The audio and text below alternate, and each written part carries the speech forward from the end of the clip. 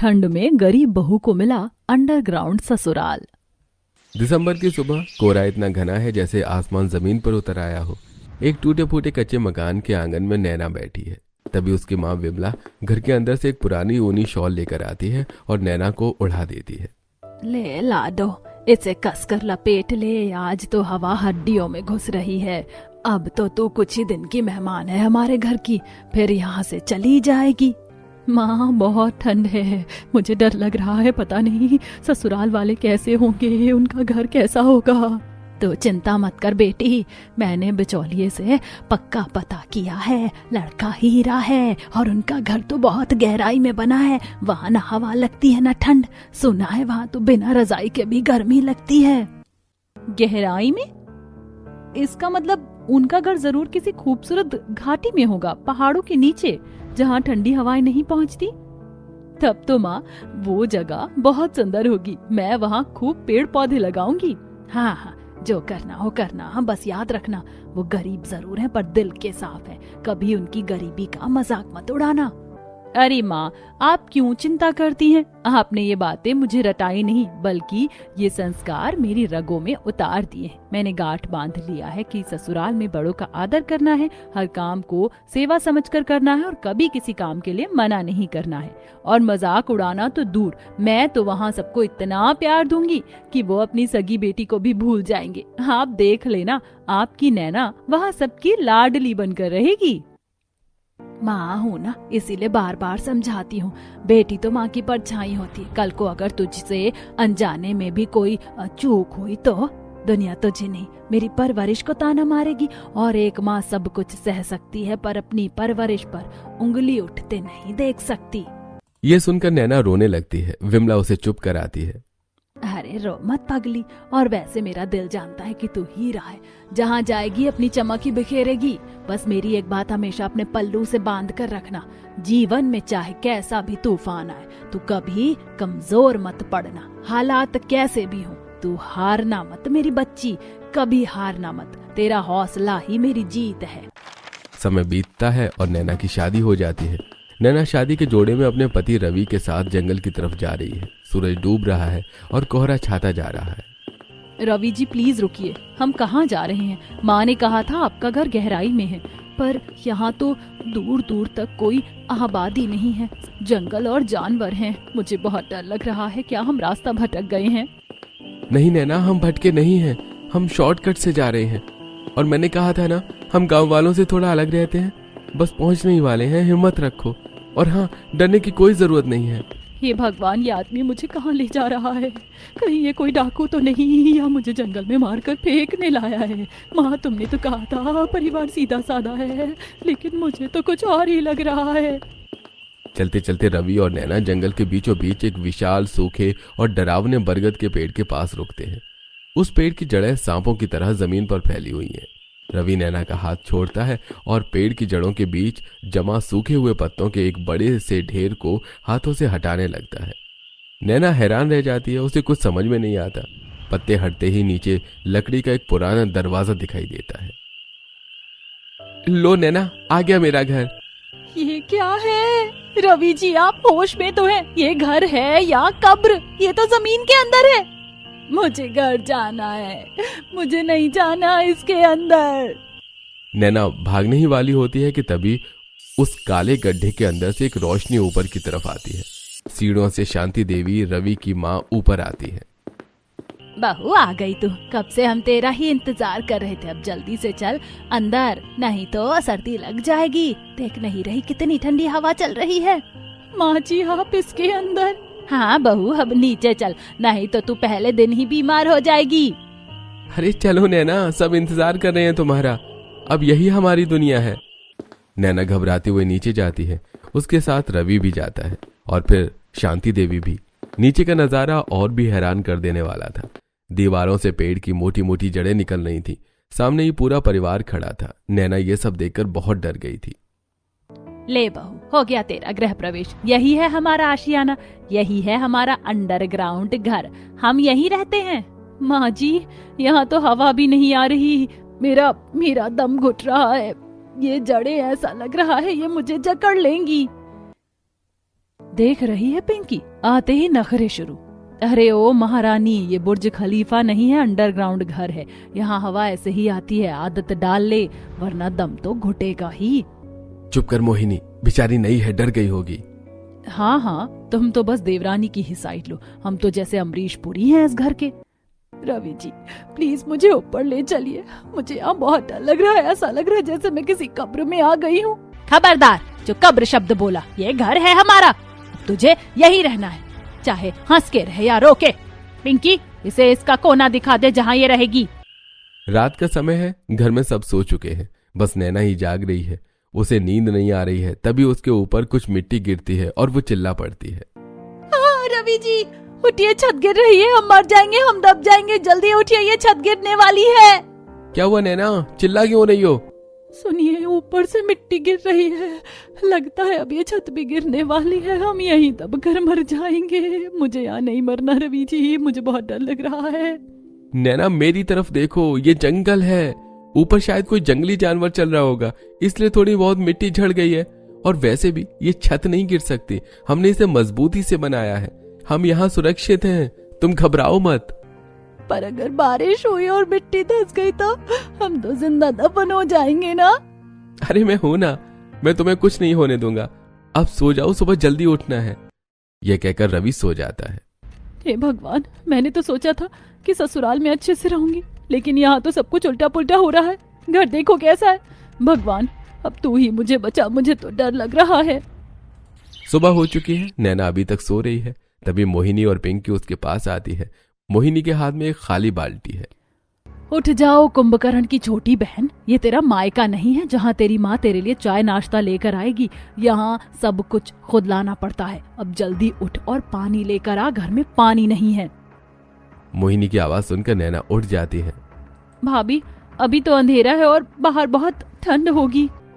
अरे भाभी, यहाँ तो 24 घंटे अंधेरा रहता है, यहाँ सूरज की रोशनी नहीं आती। अब जल्दी से उठो और पानी लेकर आओ। कहाँ से लाना है पानी? ऊपर पास में ही एक नदी है, वहाँ से लाना है, अब जल्दी जा।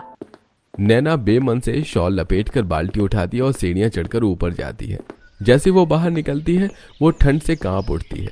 बाहर बर्फीली हवा चल रही है।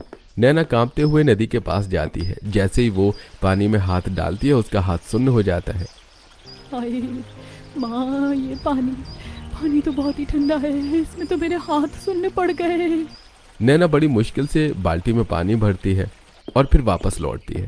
नीचे मोहिनी और पिंकी पास में आग जलाकर हाथ ताप रहे हैं और नैना को देख देख कर हंस रही है, क्योंकि वो ठंड से कांप रही थी। देख पिंकी, तेरी नई भाभी कैसे नागिन डांस कर रही है ठंड में।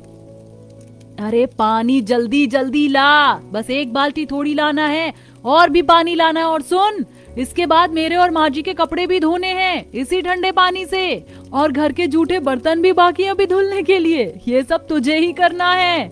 रोना नहीं नैना, माँ ने रोना नहीं सिखाया, तू हर काम कर सकती है। दोपहर का समय है। रवि, महेश और रामप्रसाद जी मजदूरी करने के लिए चले गए हैं। कई दिनों से उनकी मजदूरी नहीं मिली थी, इसलिए घर में कुछ भी खाने के लिए नहीं था। सुनो बहुओं, डिब्बे खाली हैं, अगर आज खाना खाना है तो नदी जाओ और मछलियाँ पकड़ के लाओ, आज उसको ही पकाकर खाना पड़ेगा। और हाँ, साथ में लकड़ियाँ भी लाना, लकड़ियाँ भी खत्म हो गई हैं। जी माँ जी, मैं तो अभी ले आती हूँ, मुझे तो इस काम में महारत हासिल हो गई है। चलो शहर की मैडम, देखते हैं तू क्या तीर मारती है। तीनों नदी किनारे पहुंचती हैं। मोहिनी और पिंकी तो माहिर हैं, वो झट से जाल फेंकती हैं और छोटी छोटी मछलियां पकड़ लेती हैं। नैना डरते डरते पानी में उतरती है, उसका पैर फिसलता है और वो पानी में गिर जाती है। वाह वाह, मछली पकड़ने गई थी या खुद मछली बनने पिंकी, देख रही है इससे ना हो पाएगा, आज तो ये भूखी ही सोएगी। नैना पानी से बाहर निकलती है। नहीं, मैं हार नहीं मानूंगी, माँ जी ने कहा है घर में खाने के लिए कुछ नहीं है। नैना ठंडे पानी में खड़ी होकर ध्यान से देखती है। एक बड़ी मछली उसके पास से गुजरती है। नैना तेजी से हाथ मारती है और अगले ही पल उसके हाथों में एक बहुत बड़ी मछली थी। भाभी, ये तो बहुत बड़ी है, इतनी बड़ी तो भैया भी नहीं पकड़ पाते। देख लीजिए जेठानी जी, शहर की हूँ पर कमजोर नहीं। चलिए अब लकड़ियाँ भी काटनी है ना। बड़ा तीर मार लिया तो कल लग गया होगा। चल अब ज्यादा हवा में मत उड़। माँ जी, पता नहीं लकड़ियाँ जल ही नहीं रही, लगता है लकड़ियाँ गीली हैं। गीली नहीं है माँ जी, इसने जानबूझकर गीली की है। ये चाहती है कि आपका दम घुट जाए और इस घर की चाबी इसके हाथ में आ जाए। ये बहू नहीं, काल है, काल। अच्छा, तो ये साजिश है, तू मुझे मारकर राज करना चाहती? निकल जा मेरी नजरों के सामने से। आज तुझे खाना नहीं मिलेगा, तू आज भूखी सोएगी, यही तेरी सजा है। माँ शांत हो जाओ, हो सकता है लकड़ी बाहर ओस में भीग गई हो। तू चुप कर, जोरू के गुलाम। अगर इसने एक भी निवाला खाया तो मेरा मरा मुंह देखेगा। घर में नमक और तेल खत्म हो गया है। मर्दों के पास समय नहीं था, इसलिए नैना, मोहिनी और पिंकी को बाजार जाना पड़ा। जंगल का रास्ता पथरीला और ऊबड़ खाबड़ है। बाजार यहाँ से बहुत दूर है। पैदल चलते चलते उनकी हालत खराब हो गई है। वो तीनों एक पेड़ के नीचे रुक जाती हैं और वहीं रुककर बातें करने लगती हैं। हाय दैया, मेरी तो कमर ही टेढ़ी हो गई। ये बाजार है या पाताल लोक का दूसरा दरवाजा? कसम से मेरे पैरों में इतने छाले पड़ गए हैं कि अब मैं कैटरीना नहीं, लंगड़ी घोड़ी लग रही हूँ। सही कह रही हो भाभी, मुझे तो प्यास भी लगी और डर भी लग रहा है। अगर कोई जंगली जानवर आ गया तो हम तो भाग भी नहीं पाएंगे। बस थोड़ी दूर और है, अगर हम रुक गए तो शाम हो जाएगी और अंधेरे में लौटना मुश्किल होगा। सोचिए, घर में सब भूखे होंगे। चलिए, हिम्मत कीजिए। तू तो मदर इंडिया है, तुझे क्या थकान होगी। हे भगवान, अगले जन्म में मुझे अंबानी की बेटी बनाना, ताकि सब्जी लेने हेलीकॉप्टर से जाऊं। इस जंगल की जिंदगी ने तो बुढ़ापा ला दिया है जवानी में। तीनों फिर से चलना शुरू कर देती हैं और बाजार की तरफ बढ़ जाती हैं। नैना ने नोट किया कि उसके ससुर जी को जमीन पर बैठने से घुटनों में तकलीफ होती है। उसे एक आइडिया आता है। बाबूजी को रोज जमीन पर बैठते उठते देखना मुझे अच्छा नहीं लगता। मुझे पता है जमीन पर बैठने से उनको बहुत परेशानी होती है, पर घर में एक ढंग की कुर्सी तक नहीं है। फर्नीचर तो बहुत दूर की बात है, पर रोने से क्या होगा। मेरे पास दिमाग है और जंगल में वो मजबूत बांस और लकड़ियां भी हैं। हाँ, मैं खुद अपने हाथों से बाबूजी के लिए फर्नीचर बनाऊंगी। माना ये काम मेहनत का है, थोड़ा कठिन भी है, पर मैं कर लूंगी। नैना, तू हार नहीं मान सकती, तुझे ये करना ही होगा। जंगल से मजबूत बांस और लकड़ियां जमा करती है। रात को जब सब सो जाते हैं, नैना चुपचाप उठती है और दिए की रोशनी में वो लकड़ियों को छीलती है। उन्हें रस्सियों से बांधती है और घास भरकर गद्दे भी बनाती है।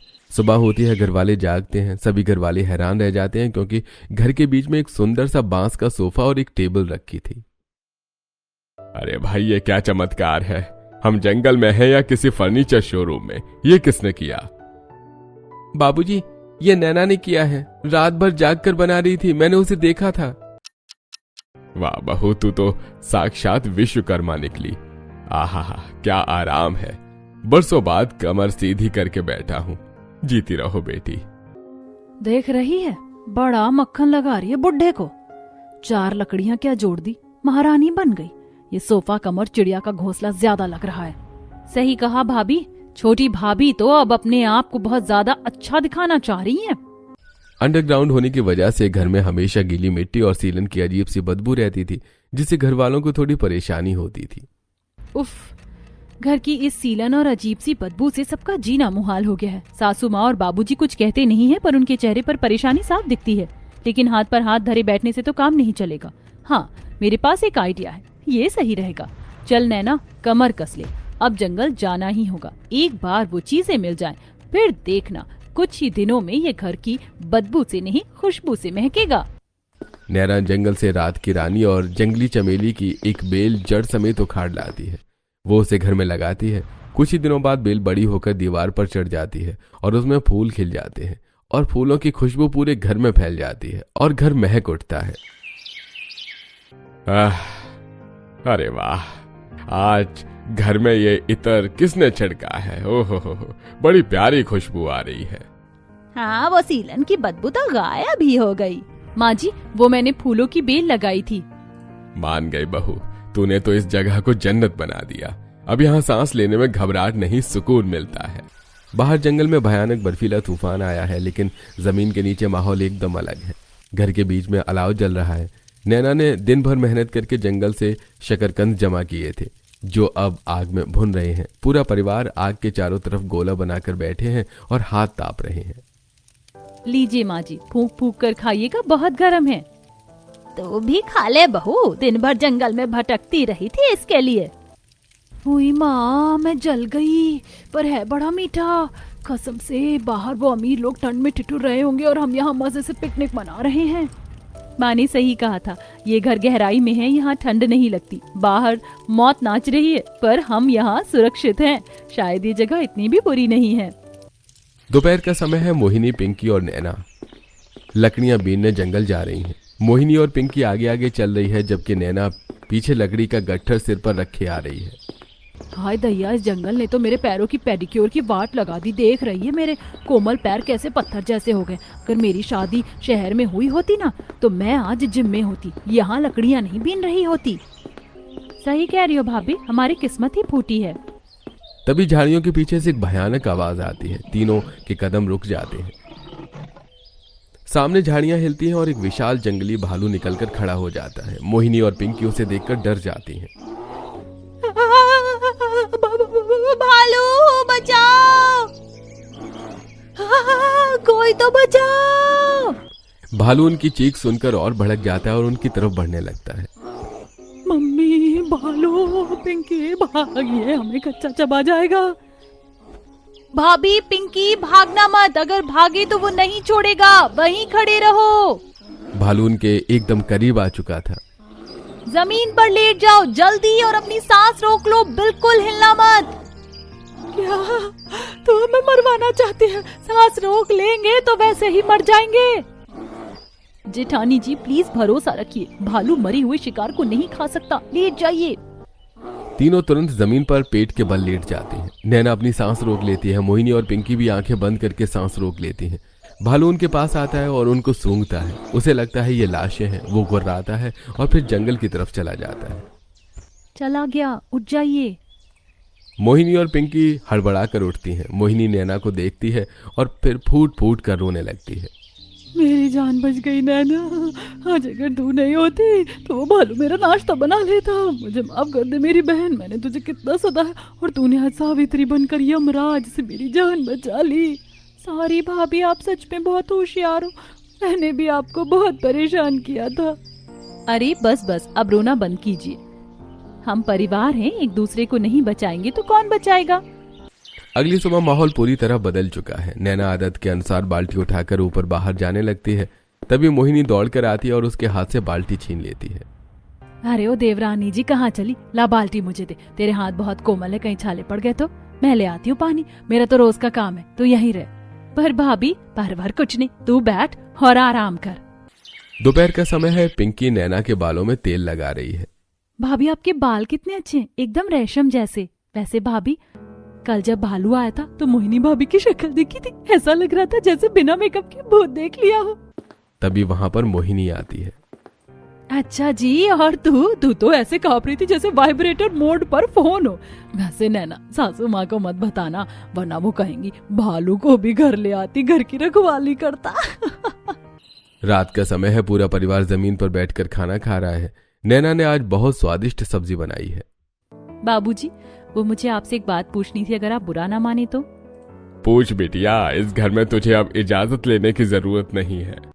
बाबूजी, हम सब अच्छे हैं, मेहनती हैं, फिर हम ऐसे जमीन के नीचे मिट्टी के अंडरग्राउंड घर में क्यों रहते हैं? क्या हमारे पास कभी अपना पक्का घर नहीं था? हम दुनिया से छुपकर क्यों जी रहे हैं? बिटिया, हम हमेशा से ऐसे नहीं थे। हमारा भी गांव में एक पक्का मकान था, सब ठीक चल रहा था। फिर बड़े बेटे की शादी तय हुई। मैंने गांव के बड़े साहूकार से कर्जा लिया, सोचा था फसल अच्छी होगी तो चुका दूंगा, लेकिन किस्मत ने पलटी मार ली। मेरी तबीयत खराब हो गई और सारी जमा पूंजी इलाज में लग गई और ऊपर से उस साल सूखा पड़ गया। साहूकार ने हमारा घर खेत सब छीन लिया। उसने पूरे गांव के सामने हमारी बहुत बेइज्जती की। उसने कहा, निकल जाओ यहाँ से वरना जिंदा गाड़ दूंगा। हम सड़क पर आ गए। कड़ाके की ठंड थी, हमारे पास सर छुपाने को एक छत नहीं थी। कई लोगों से मदद मांगी लेकिन किसी ने मदद नहीं की। मुसीबत के समय अपने भी पराये हो गए थे। गांव में साहूकार मारने को दौड़ता था। हमारे पास कोई चारा नहीं था। हम जान बचाने के लिए इस जंगल में आ गए। हमने सोचा कि वहां तो हमें कोई परेशान नहीं करेगा। ठंड से बचने के लिए हमने पागलों की तरह ये गड्ढा खोदा और यही हमारा घर बन गया। कम से कम यहाँ कोई हमसे छत नहीं छीन सकता। हमने दुनिया से मुंह छुपा लिया ताकि कोई हमारी बेबसी का तमाशा न बनाए। बाबूजी, मुझे माफ कर दीजिए, मैंने बहुत बुरा भला सोचा था इस घर के बारे में। सच कहूँ तो मुझे ये घर पसंद नहीं आया था जब मैं आई थी, लेकिन अब धीरे धीरे समझ आ चुका है कि ये घर औरों के घरों से कई गुना अच्छा है। बस बेटा, यही हमारी हकीकत है। हकीकत बदलेगी माँ जी, अब मैं आ गई हूँ ना, ये घर अब मजबूरी का घर नहीं रहेगा। हम इतनी मेहनत करेंगे कि एक दिन उसी गांव में उसी साहूकार के सामने अपना महल खड़ा करेंगे, पर इस अंडरग्राउंड घर को भी जन्नत बना देंगे। ये मेरा वादा है। कुछ दिन बाद घर के उस कोने में जहां बहुत कम सफाई होती थी, वहां नैना सफाई कर रही थी। तभी वहां उसे कूड़े के बीच कुछ सफेद सफेद चीजें उगती हुई दिखाई देती हैं। अरे ये क्या चीज है? अंधेरे में भी कैसे चमक रही है? बिल्कुल छोटी छोटी छतरियों जैसी लग रही है। हाय दैया, नैना पीछे हट जा, तुरंत पीछे हट जा। मुझे तो ये नागिन के अंडे लग रहे हैं। नहीं नहीं, ये पक्का कोई एलियन का बच्चा है जो जमीन फाड़ कर निकला है। हे भगवान, गरीबी क्या कम थी जो अब घर में है। ये बलाएं भी उगने लगी। छूना मत इसे वरना करंट लग जाएगा। बहू हट जा वहाँ से, तेरी जेठानी सही कह रही है। ये जंगल की कोई जहरीली चीज हो सकती है। अगर इसका जहर हवा में घुल गया तो हम सब मारे जाएंगे। किसी डंडे से इसे उखाड़ और दूर फेंक दे। नैना डरने की बजाय निडर होकर आगे बढ़ती है। वो झुक करके एक सफेद छतरी को तोड़ती है और उसे गौर से देखती है। माँ जी, भाभी डरिए मत। ये कोई जहर नहीं, ये तो साक्षात अमृत है। अमृत, आप जिसे शैतान की छतरी समझ रहे हैं, असल में ये मशरूम है। मशरूम? क्या बकवास कर रही है नैना? वो जो बारिश में सड़े हुए कूड़े और गोबर पर उगता है, वो कुकुरमुत्ता? अरे उसे तो जानवर भी नहीं खाते, हम क्या खाएंगे? नहीं भैया, आप गलत समझ रहे हैं। ये वो जंगली कुकुरमुत्ता नहीं है, ये मशरूम है। बहुत कीमती होता है ये। शहर के बड़ी बड़ी 5 स्टार होटलों में अमीर लोग इसे हजारों रुपए देकर बड़े चाव से खाते हैं। इसे सब्जियों का मांस कहते हैं। हमारी इस अंडरग्राउंड घर की नमी और गर्मी ने तो कमाल कर दिया।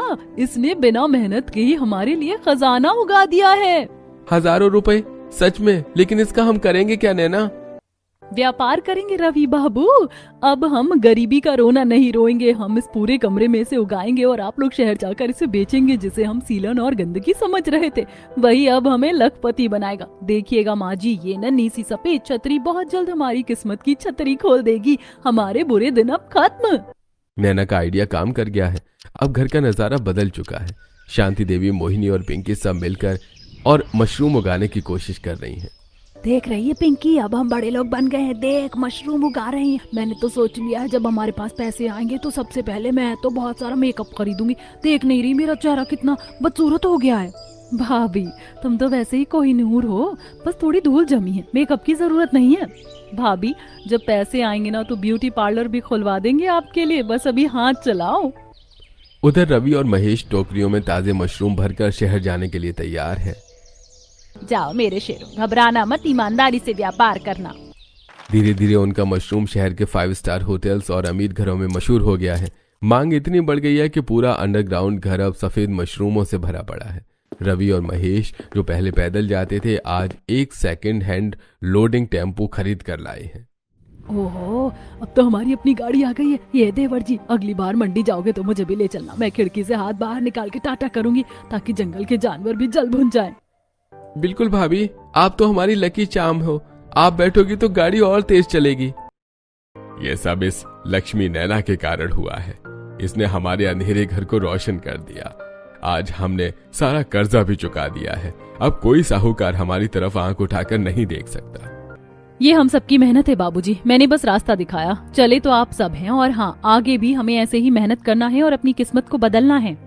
कुछ समय बीत जाता है। जंगल के बाहर गांव में अब एक आलीशान हवेली बनी थी। यह हवेली उसी परिवार की थी जो कुछ समय पहले जमीन के नीचे अंडरग्राउंड घर में रहता था। लेकिन अब उनका समय बदल चुका था। अब उनका छोटा सा व्यापार बहुत बड़ा बन चुका था। पूरा परिवार हॉल में बैठा था। हेलो मिस्टर मेहता जी। जी हाँ, गाड़ी निकल चुकी है। इस बार हमने प्रीमियम मशरूम भेजा है। और सुनिए, क्वालिटी की चिंता मत कीजिएगा। हमारा माल है सोना, समझिए सोना। बाबूजी, ये हमारी सबसे बड़ी डील थी जो पक्की हो गई है। वाह, मान गए।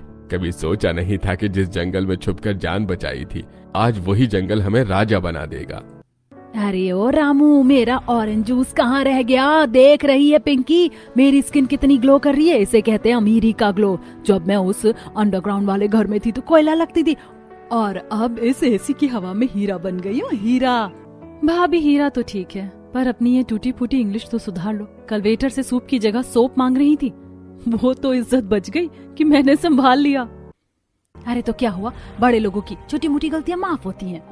ये सब हंसी खुशी, ये ठाट बाट सब इस नैना की वजह से है। अगर उस दिन इसने वो सफेद छतरी ना ढूंढी होती और हमें हिम्मत ना दी होती तो आज भी हम उसी अंधेरे में कीड़े मकोड़ों की तरह जी रहे होते। सही कहा माँ, नैना ने तो मिट्टी को भी सोना बना दिया। नहीं भैया, ये हम सबकी मेहनत है। और हाँ, हम उस अंडरग्राउंड घर को कैसे भूल सकते हैं। आज भी हमारे सबसे महंगे और अच्छे मशरूम उसी पुराने घर में उगते हैं। वो घर हमारी फैक्ट्री भी है और हमारा मंदिर भी।